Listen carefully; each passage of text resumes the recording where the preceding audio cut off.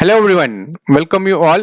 In this session, we are going to see a current affairs from the month of January to May 2020. Here in this part 1, we are going to see a 5 questions. So daily basis, we are going to see a 5 questions which will surely helpful for your prelims 2021 as well as 2022. Let us begin with the question number 1. Raider X, seen recently in the news. It's an artillery gun, subsonic cruise missile, or drone or explosive detection device. One has to note that this Raider X is the bomb detection device. Okay, bomb detection device, and also it is developed by the DRDO. So with Indian Institute of Science in Bangalore, and also know that can detect up to 20 homemade explosives from the 2 meters, okay, 2 meters away. So kindly remember those points.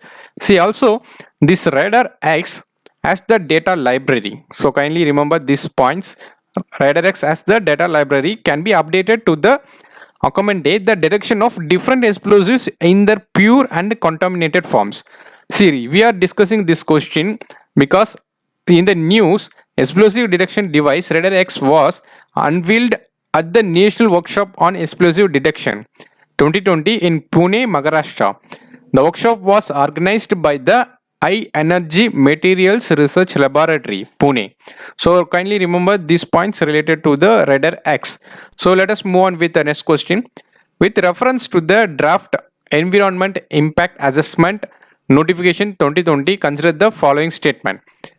As per the data draft notification, all projects activities have been divided into 3 categories based on the potential social and environmental impacts and spatial extent to this impact.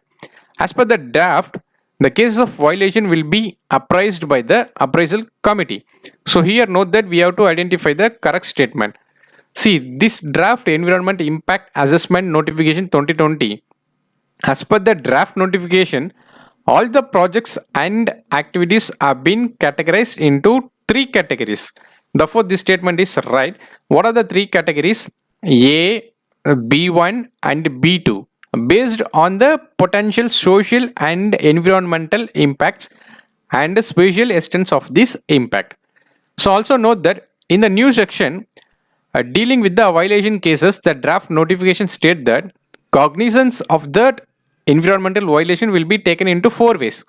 One is suo motu, and then applications of projected, okay, and also reporting to the any government authority. So that is number 2, reporting to the government authority, and also note that this is raised by the appraisal committee or any violations found during the process of applications. As per the draft, the cases of violation will be appraised by the appraisal committee. Therefore, this statement is also wrong. Therefore, answer would be C, both 1 and 2. See, the draft environmental impact assessment notification 2020 also proposes new committee and procedures taking into the consideration of all the previous amendments made to the 2006 notification, and also it seeks to the fast forward clearances by the digitizing the process and standardizing the approvals needed. With this, we are moving to the question number 3.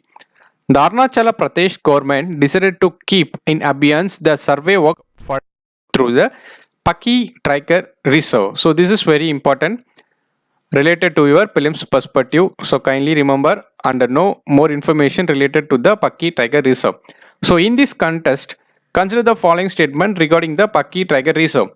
Statement number 1. It is known for its amazing sighting for 4 residents hornbill species. It is bounded by the Barli or Kamang River in the east. It falls within the eastern Himalayas biodiversity hotspot. Here we have to identify the correct statement. Kindly remember that. See, here one has to note that the Paki Tiger Reserve, it's the amazing site for the 4 resident hornbill species. Therefore, this statement is right statement. And then what about statement number 2? See, it falls within the eastern Himalaya of biodiversity of hotspot. Therefore, this statement number 3 is right.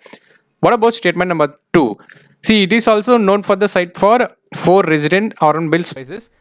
Now we have discussed that also. See, the conservations of a threatened species for its hornbill nest adaptation to the program. And also note that one has to remember it is bounded by the Barley or Kamam river in the west, not in the east. Therefore, kindly remember it is this bounded by the Barley or Kamang river in the west. See, on the eastern side, it is bounded by the Paki river. Okay, kindly remember Paki river. So, therefore, statement number 2 is wrong. You can eliminate A and C and D. Therefore, answer would be B, 1 and 3 only. So, let us move on with the question number 4. Consider the following statement regarding Valmiki Tiger Reserve. Okay, this is also very important related to your prelims perspective. Kindly go through the more important points related to this. See, this Valmiki Tiger Reserve, it forms the easternmost limit of the Himalaya terrace in India and is the only forest, okay, tiger reserves of the Bihar. So kindly remember this. Okay, this is located in the state of Bihar. And also note that it is located on the banks of river Gandak. And also it is situated in the Gangetic Plains, that is biogeographic zone of the country. The forest has a combination of Babar and Terai tracks. The 4 statement number 1 is right statement. So just now we have discussed statement number 1 is the right statement. Okay. Therefore, this is right statement. What about statement number 2? See, the Gauss population has been increased in Valmiki Tiger Reserve due to an increase in the grassland. Yes, this statement is also right. And also note that it is located on the banks of the river Gandak. Therefore, this statement is also right. Therefore, answer would be D, 1, 2 and 3. And also one has to know the information about Gauss. So it is the largest extant bovine in the world. So this is are placed in the grassland specialist and their main food is grass. So native to the South and Southeast Asia. And also note that it is placed under vulnerable. Okay, vulnerable under IUCN red list. Okay, so kindly remember those points.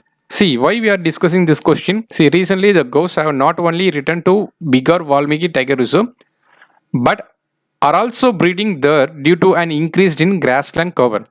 So with this we are moving to the next question. Consider the following recommendations made by the Gadgil and Kasturirangan committee for the protection of the Western Ghats. See why we are taking this question, that is very important. See, a public interest litigation petition has been filed in the Madras High Court seeking a direction to the center and state government to constitute a permanent body for taking serious steps to safeguard the flora and other natural resources in the eastern and western areas in Tamil Nadu. With this, we are analyzing the statements. The Kasturirangan panel identified the entire Western Ghats as an ecological sensitive area.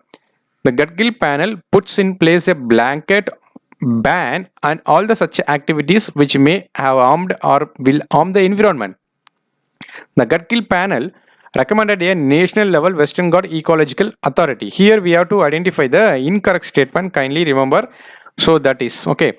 See, the Kasturirangan panel identified. Okay, so we are, before that one has to know the remember. Okay, the difference between the Gadgil committee and then Kasturirangan committee. So kindly remember. Okay, so let us discuss the few difference.